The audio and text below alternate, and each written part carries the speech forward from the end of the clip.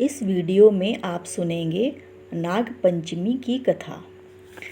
प्राचीन काल में एक सेठ जी थे। सेठ जी के 7 बेटे थे। सातों बेटों का विवाह हो चुका था। सबसे छोटे बेटे की पत्नी का स्वभाव बहुत अच्छा था, लेकिन उसका कोई भाई नहीं था। एक दिन सेठ जी की बड़ी बहू ने घर लीपने के लिए पीली मिट्टी लाने को सभी बहुओं को अपने साथ चलने के लिए कहा। सभी बहुएं धलिया और खुरपी लेकर मिट्टी खोदने लगी। तभी वहां एक सांप निकला। बड़ी बहू खुरपी से सांप को मारने की कोशिश करने लगी। छोटी बहू बहुत दयालु थी।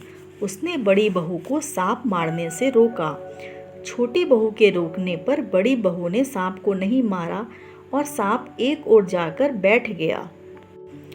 छोटी बहू सांप से बोली, हम अभी वापस लौटकर आते हैं, तुम यहाँ से कहीं जाना मत।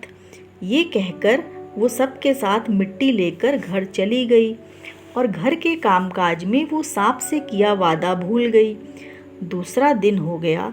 छोटी बहू को अचानक याद आया तो वो सभी को साथ लेकर उस जगह पर गई तो देखा सांप वहीं पर बैठा हुआ था। वो सांप से बोली, सर्प भैया नमस्कार। सांप बोला, तुमने मुझे भैया बोला इसलिए मैं तुझे माफ़ कर देता हूँ, नहीं तो झूठी बात कहने के कारण तुझे डस लेता।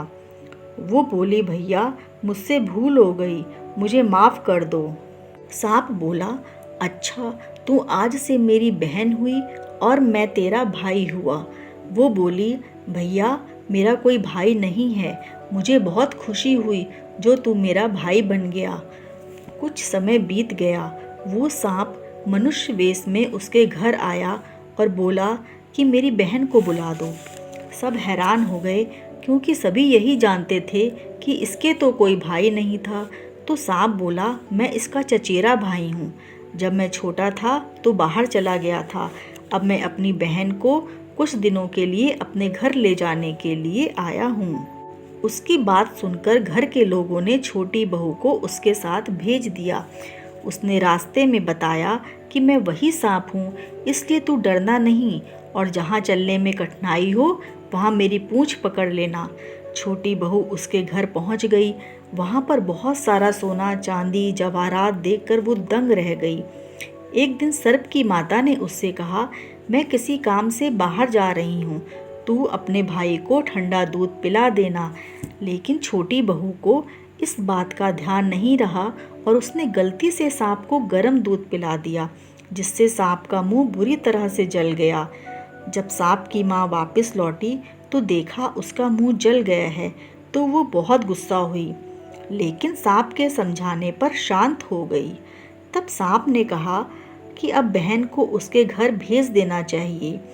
तब सांप और उसके पिता ने बहुत सा धन देकर उसे उसके घर पहुंचा दिया। इतना सारा धन देखकर बड़ी बहू को छोटी बहू से ईर्ष्या हो गई।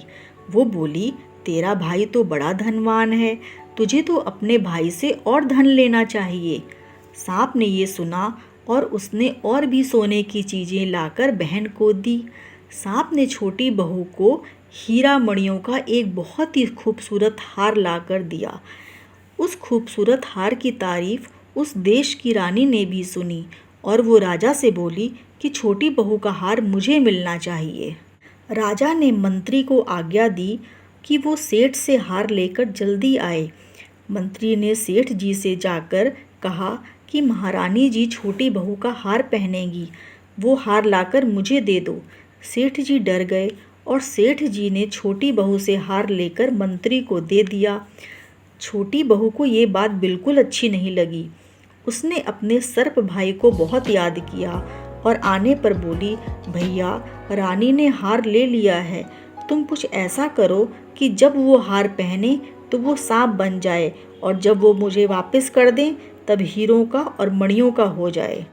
सर्प भाई ने ठीक वैसा ही किया। जैसे ही रानी ने हार पहना वो हार सांप बन गया।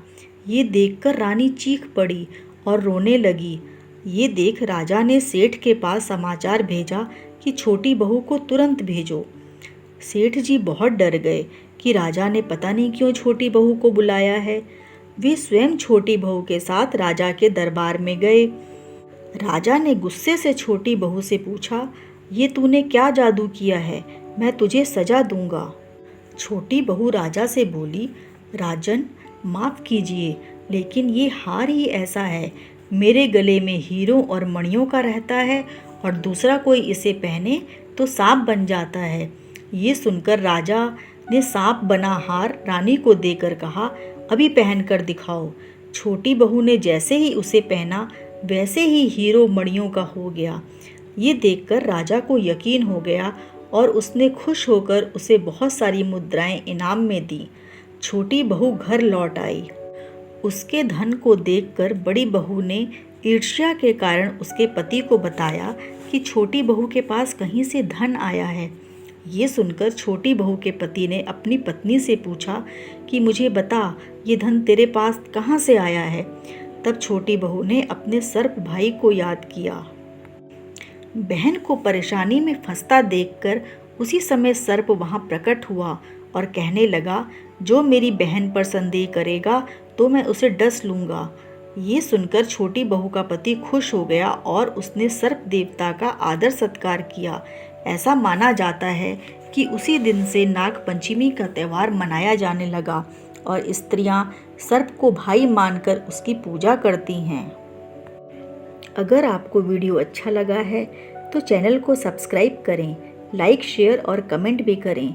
जय नाग देवता, जय श्री कृष्ण।